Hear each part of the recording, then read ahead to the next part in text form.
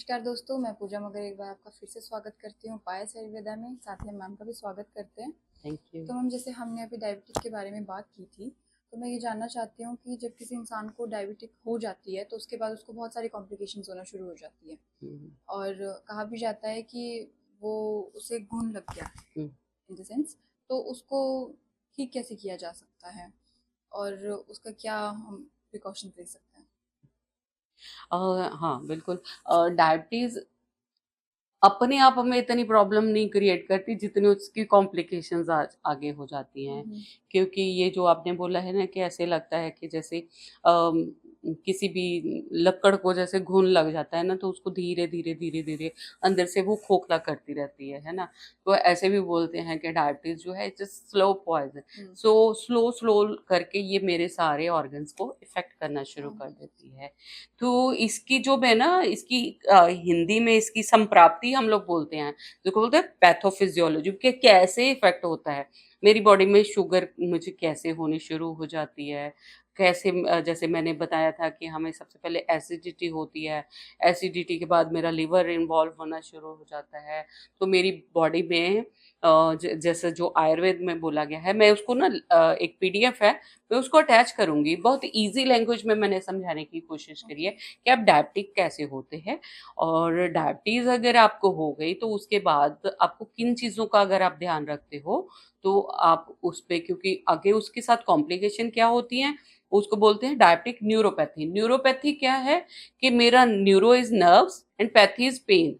मेरी जो nervous system की कोई ना कोई मतलब प्रॉब्लम रहनी शुरू हो जाती है क्योंकि ये मेरा पूरा बॉडी का मेटाबॉलिज्म खत्म कर देता है। खत्म नहीं कर देता मतलब स्लो कर देता है। मेरा मेटाबॉलिज्म स्लो हो गया, मुझे एडिशनल मेडिसिन्स की ज़रूरत पड़ रही है, मेरी बॉडी में से ग्लूकोज़ जो मेरे ब्लड शुगर है उसको मतलब नलिफ़ाई करने के लिए, है ना? वो ब्लड ब्लड में आना शुरू हो जाती हैं सारी चीज़ें। तो जब ब्लड में आ गई मेरी ये शुगर की जो हम लोग ब्लड शुगर जी। लेमन लैंग्वेज में बात करते हैं, तो जब शुगर मेरी बॉडी में रोटेट करना शुरू हो गई, ब्लड वेसल्स में आ गई, तो वो मेरे हर ऑर्गन को वही ब्लड जाना शुरू हो जाता है। तो मेरी बॉडी में जब वो ब्लड जाना शुरू हो जाता है, तो वो हर ऑर्गन को इफ़ेक्ट करना शुरू कर देता है ना?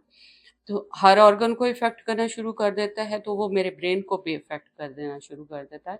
इसका इसका जो एक आप देखोगे जितने भी ये सारी प्रॉब्लम्स हैं, वो मेरी बॉडी में अगेन वो मैं ब बता रही थी हुँ। आपको, वात को प्रकोप करती हुँ। हैं क्योंकि ये मेटाबॉलिज़्म स्लो हो गया मेरा, हुँ। मेरा जो खाना है वो पच नहीं रहा हुँ। प्रॉपरली। जब वो पच नहीं रहा, ड्राइनेस हो रही है, तो वो इंटेस्टाइन्स में भी ड्राइनेस होगी। हाँ। इंटेस्टाइन्स ने उन उसको मतलब प्रेशर करके उसको मेरी लार्ज इंटेस्टाइन्स में लेके जाना, लार्ज इंटेस्टाइन से उसने मेरी बॉडी से बाहर निकाल देना है, जो हम लोग बोलते हैं कि मोशन आ गया। जब तक आपको मोशन प्रॉपर आता है, आप हेल्दी हो, है ना? तो डेली बेसिस पे मेरी बॉडी की क्लींजिंग होनी बहुत ज़रूरी है। इसमें क्या होता है कि धीरे-धीरे वो मेरी बॉडी स्लगिश होनी शुरू हो गई, सुस्ती आनी शुरू हो गई उसमें और वो फ्रिक्शन वात प्रकोप है, फ्रिक्शन है, बॉडी में गैस बननी शुरू हो गई। तो वो क्या है मेरे सिलिया भी जिन्होंने प्रोपेल करना है उसको आगे भेजना है, वो सारी चीज़ें स्लगिश हो गई, है ना? तो सबसे पहला क्या होता है कॉन्स्टिपेशन होनी शुरू हो जाती है पेशेंट्स को। अब कॉन्स्टिपेशन होनी शुरू हो गई तो मेरी बॉडी में जो वो चीज़ें हैं, वो पड़ी-पड़ी सड़न पैदा करना हुँ। शुरू कर देती हैं। मेरी बॉडी में वो इंटेस्टाइन्स में सड़न पैदा होना हुँ। शुरू हो गई, तो उसका नेचर है कि वो वात की नेचर है उसने हवा ने ऊपर ही उड़ना है ना? हुँ।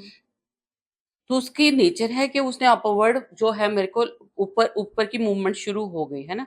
तो वो मेरे पूरे पूरे बॉडी में, पूरे मेरे दिमाग को हवा चढ़नी शुरू हो हुँ। जाती है ना? तो बॉडी में ड्राई होगा मतलब बाहर मेरा वो चाहे डायफ्राम है, मेरा पेट फूलना शुरू हो गया। हुँ। मेरा डायफ्राम है, डायफ्राम ने आगे हार्ट पे प्रेशराइज़ करना है। हुँ। अगर यहाँ पे सोचो पेट में हवा भर गई, हुँ। वो डायफ्राम को इफ़ेक्ट करेगा, हुँ। डायफ्राम के ऊपर लंग्स है उसको इफ़ेक्ट करेगा, उसके ऊपर बाकी सारा मेरा सिस्टम है ना?